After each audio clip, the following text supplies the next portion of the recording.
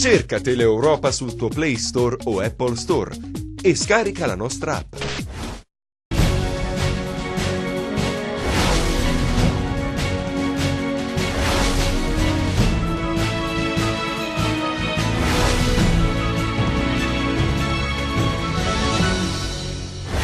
La scuola in Calabria assomma troppi segni in meno, alunni in calo, pochi docenti e dirigenti, forte carenza di amministrativi e tecnici. A questo si aggiunge il non perfetto stato di salute in cui versano alcuni edifici scolastici. Indagini in corso da parte dei Carabinieri di Cosenza su una presunta violenza sessuale ai danni di una tredicenne. Sulla vicenda la Procura ha aperto un'inchiesta, la ragazzina è finita in ospedale. La Commissione Vigilanza del Consiglio regionale ha discusso della tragedia del Raganello, assicurata massima attenzione dell'ente per la messa in sicurezza del sito che necessita di più controlli attraverso l'utilizzo di nuovi strumenti tecnologici. Dopo una serie di accurati controlli, nessun problema per il ponte che collega Gioia Tauro a Palmi, l'infrastruttura risponde ai requisiti di sicurezza. Non si intravedono soluzioni al calvario dei dializzati reggini costretti a recarsi a Messina per sottoporsi all'emodialisi. L'ASP non ha ancora redatto il piano territoriale. Buonasera dalla redazione del TG10. Dunque numeri davvero preoccupanti per la scuola calabrese che perde migliaia di alunni rispetto allo scorso anno. Nonostante questo però il corpo docente è ancora inadeguato, mancano insegnanti di sostegno, personale ATA e anche i presidi devono sdoppiarsi per reggere le scuole rimaste vacanti. Sul piano strutturale poi la situazione è da tenere sotto controllo, insomma anche quest'anno una partenza in salita. La scuola calabrese parte, come al solito, ad handicap. Sul territorio regionale ci sono diversi istituti che lamentano la carenza di dirigenti scolastici e amministrativi. Si registra il mancato rispetto del turnover rispetto al numero dei pensionamenti avvenuti e non c'è una risposta adeguata alle richieste avanzate per l'istituzione del tempo prolungato nelle scuole. Una situazione di emergenza che delinea un quadro preoccupante, legato anche alla diminuzione della popolazione scolastica, nonostante il tasso di natalità regionale non sia variato ed è cresciuto il numero degli studenti, in un anno quasi 4.000 in meno. Non per questo però il corpo docente risulta numericamente adeguato, l'offerta formativa è messa a rischio dall'accorpamento delle classi e dal superamento dei limiti previsti. Anche l'organico di sostegno presenta delle lacune, così come il personale ATA che nonostante le nuove immissioni risulta insoddisfacente. Un'altra nota negativa riguarda i presidi. 90 istituti in Calabria sono affidati a reggenti, non può essere la stessa cosa. E se la didattica e l'offerta formativa sono da migliorare, non va meglio sul piano strutturale. Le scuole italiane hanno bisogno di essere adeguate. La Protezione Civile stima in 14 miliardi di euro la spesa che si dovrebbe affrontare per mettere in sicurezza gli istituti. In Calabria il Codacons ha chiesto la chiusura di 7 edifici del Reggino, ritenuti fuori legge.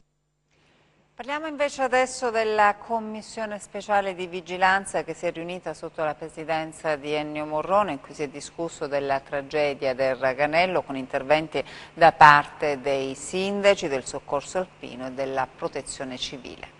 Chissà cosa si stanno dicendo, parlando fitti il capo della Protezione Civile Tanzi e il presidente del Parco del Pollino, dopo essere stati ascoltati in Commissione Vigilanza del Consiglio regionale.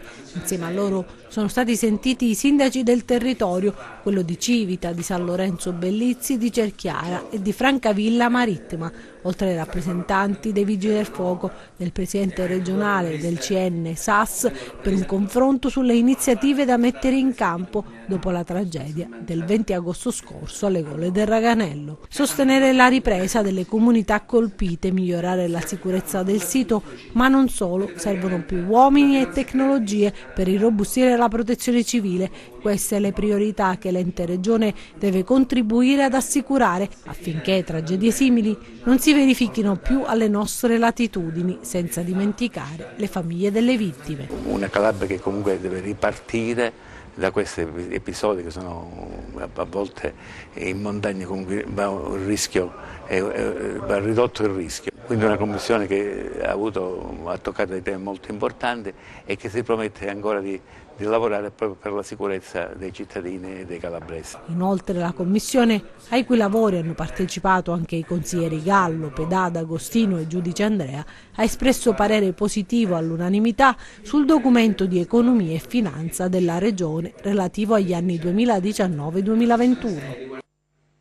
Nessun problema per il ponte che collega Gioia Tauro a Palmi. Dai controlli effettuati infatti è emerso che l'infrastruttura risponde ai requisiti di sicurezza.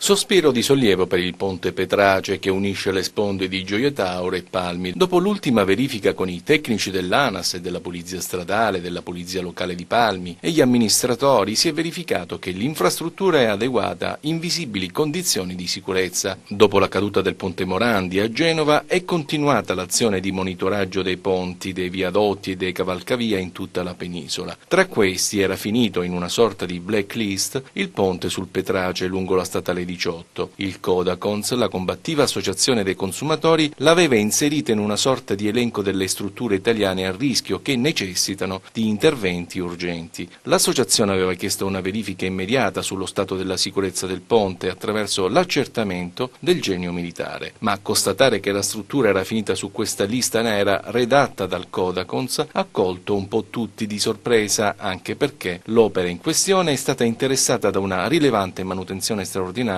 ultimata da qualche mese, precisamente nel maggio dello scorso anno. Ora l'ulteriore verifica che dà il via libera alla struttura. Gli interventi realizzati hanno riguardato la fasciatura dei pilastri, degli archi di sostegno con malte rinforzate e fibre di carbonio e la giusta posizione sotto manto dei giunti meccanici, oltre alle opere atte allo smaltimento delle acque. L'infrastruttura ricade nella competenza territoriale dei comuni di Palmi e Gioia Tauro, ma dal punto di vista gestionale e manutentivo la responsabilità è dell'ANAS. La cronaca nei nostri 100 secondi. Indagini in corso da parte dei carabinieri di Cosenza su una presunta violenza sessuale ai danni di una tredicenne. Sulla vicenda la procura ha aperto un'inchiesta. La ragazzina è finita in ospedale. Massimo riservo da parte degli inquirenti. Autore della violenza sarebbe un uomo già noto alle forze dell'ordine, coinvolto anche un giovane di 17 anni che sarebbe stato costretto ad assistere alla scena. È ricoverato in gravissime condizioni nel reparto di rianimazione dell'ospedale di Vibo il 22enne che la notte scorsa a bordo della sua moto si è schiantato contro un autobus di linea. L'incidente lungo la strada del mare nei pressi di Parghelia, violentissimo l'impatto. Sull'incidente indagano i carabinieri. 7 persone, tra cui 3 bambini e la loro mamma, sono rimaste ferite in un incidente stradale avvenuto in via Marconi alla Mezzia Terme. Per cause ancora in corso di accertamento sarebbe avvenuto un tamponamento tra 2 auto, una Fiat Stilo e una Ford Fiesta. I feriti sono stati trasportati dai sanitari del 118 in ospedale. Avrebbe sedotto e poi truffato un anziano facendosi consegnare circa 1.500 euro. Protagonista una donna calabrese di 56 anni. È accaduta a Monteprandone, piccolo centro delle Marche. La donna è stata denunciata dai carabinieri per circonvenzione di incapace. I carabinieri della stazione di Sant'Onofrio nel Vibonese hanno arrestato un 33enne pregiudicato appartenente alla comunità rom, sorpreso con ancora un piede di porco e un'accetta nelle mani mentre tentava un furto in un appartamento. Quando sono intervenuti i militari, il 33enne ha tentato di nascondersi dietro i mobili della casa. In fiamme un furgone utilizzato per la vendita di bibite e panini a Gizzeria Lido e Rogo ha completamente distrutto il veicolo che al momento era parcheggiato e chiuso. All'interno i vigili del fuoco hanno rinvenuto 4 taniche di GPL che tempestivamente sono state allontanate dalle fiamme e poste in sicurezza. L'inchiesta sui rifiuti a Vibo, interrogato dagli inquirenti il sindaco Costa.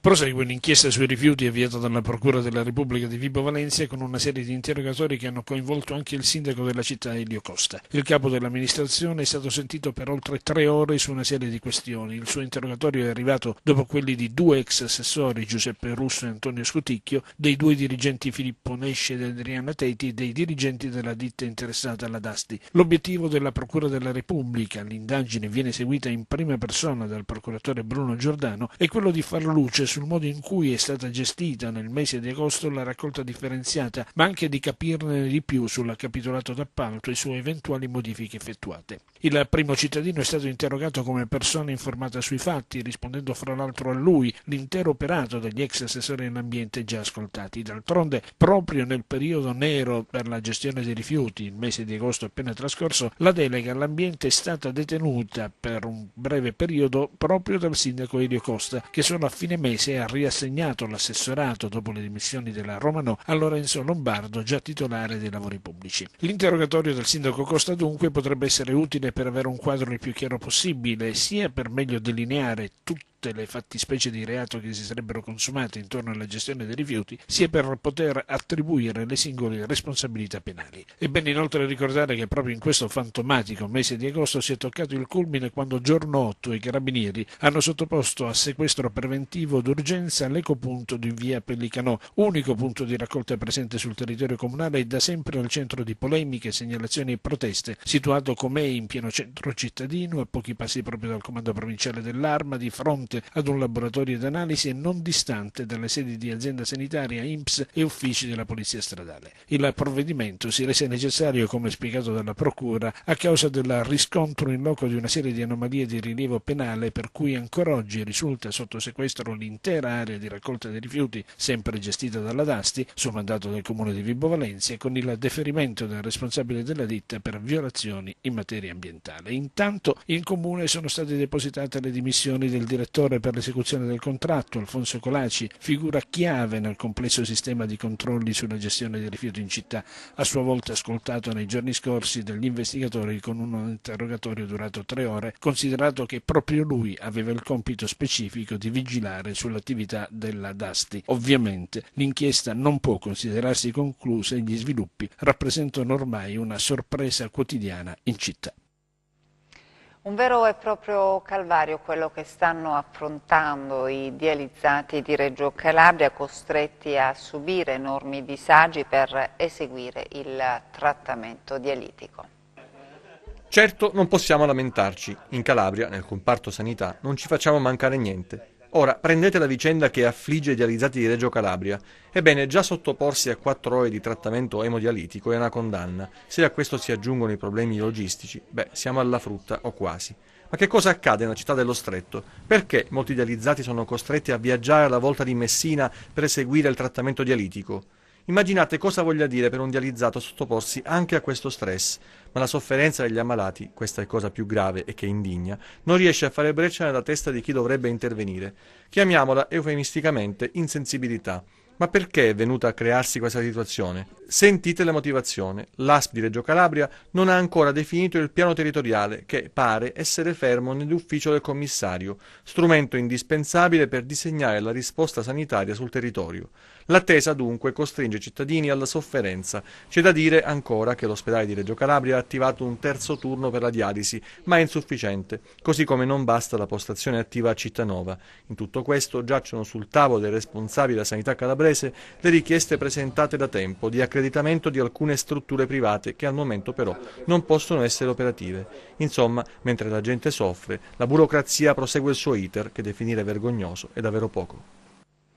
La Calabria riparte dalle Pro Loco, l'incontro a Cosenza nel chiostro di San Domenico. Bisogna ripartire dalle Pro Loco, questo è il monito dell'incontro dibattito che si è tenuto al chiostro di San Domenico a Cosenza, promosso dall'Unione Provinciale delle Pro Loco e patrocinato dal Comune Bruzio. È stato un momento di confronto per ripensare al ruolo delle Pro Loco, identità e cultura del territorio, nella loro funzione di valorizzazione del patrimonio immateriale, un'occasione per riflettere sui sentieri che legano passato e futuro, pensando all'identità del nostro territorio in una chiave culturale e turistica volta a metterne in risalto tipicità e bellezze. Un appuntamento importante è quello di stamattina, che vede appunto un'iniziativa di confronto e di dialogo con le istituzioni. L'iniziativa nasce da una persona che ringrazio, Pino De Munno, che ha voluto riconoscere a quelle che sono le iniziative delle Pro Loco quella che deve essere una ripartenza appunto dal basso. Oggi le Pro Loco realizzano la quasi totalità delle azioni promozionali in Calabria, ma lo realizzano queste azioni con grande senso di qualità, di appartenenza e con spirito di sacrificio. Lo si fa perché esiste questa metodologia legata a voler promuovere e valorizzare i territori, i borghi, ma lo si vuole fare mantenendo quelli che sono i valori umani e quello che deve essere la maggiore conoscenza di un immenso patrimonio culturale e immateriale. Il comune di Cosenza si appresta a gemellarsi con una città della Georgia. Una delegazione della città di Kutaisi in Georgia è stata ricevuta a Palazzo dei Bruzzi in vista di un gemellaggio con Cosenza. Tutto è nato nel segno della musica con una proposta avanzata dall'artista cosentino Enrico Granafei, trapiantato da anni negli Stati Uniti. Il console della Georgia Vitali Merelli, mio grande amico e grande violinista, si è rivolto a me per competenze, dice cosa possiamo fare, dice dammi una mano per aiutarmi a diffondere questa immagine del nostro paese. Così mi sono inventato questo gemellaggio, dico sarà una cosa carinissima. Ovviamente sono sempre felicissimo di ritornare e quindi di portare un pochino questo sapore internazionale che mi porto dietro, perché sono sempre stato così. Questa amministrazione si è dimostrata molto più aperta, molto più internazionale, molto più ricettiva a dei progetti che possano catapultare la nostra città a un livello più internazionale, direi addirittura universale. Durante i mesi scorsi, da un incontro d'arte che percorre suoni e radici tra Europa e Asia nell'ex Unione Sovietica, si sono sviluppati diversi incontri che molto presto porteranno ad un gemellaggio ufficiale tra Cosenza e la città di Kutaisi in Georgia. Cerimonia di avvicendamento tra comandanti dell'ufficio circondariale marittimo di Soverato alla presenza di autorità civili, militari e religiose.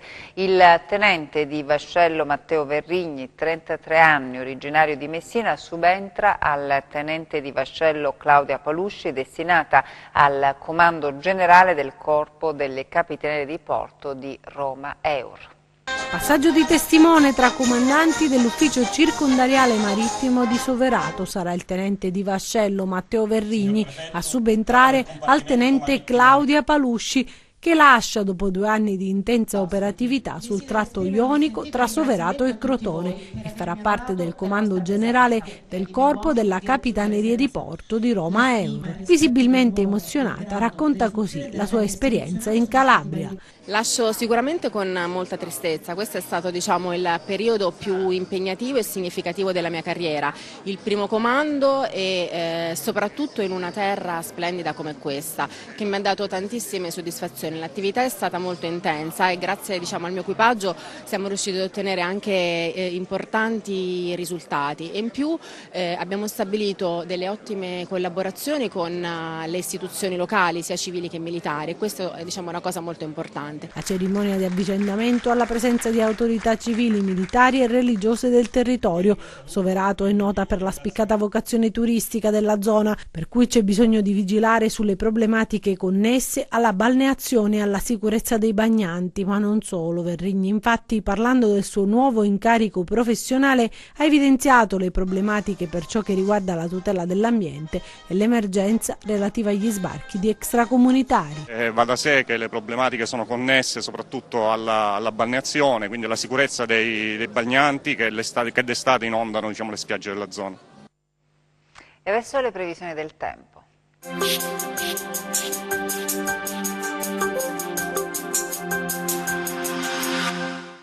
Ben ritrovati da Meteo in Calabria.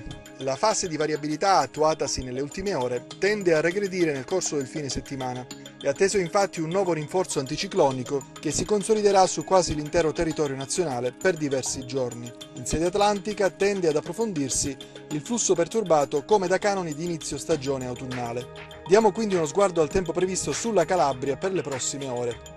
Domani sereno poco nuvoloso al mattino, aumento della nuvolosità nelle aree interne e in genere, qualche piovasco nel pomeriggio potremmo ritrovarlo su Pollino e Sila. Temperatura stazionaria. Analizziamo lo stato di mari e venti. Domani venti deboli da maestrale sul Tirreno con mare poco mosso, deboli di direzione variabile sullo Ionio con prevalenza settentrionale solo sul settore crotonese. Il mare risulterà tra quasi calmo e poco mosso. Prima di salutarci vi ricordo il nostro sito web www.meteoincalabria.it e la nostra pagina Facebook Meteo in Calabria. Grazie per essere rimasti con noi, buon proseguimento di serata, arrivederci.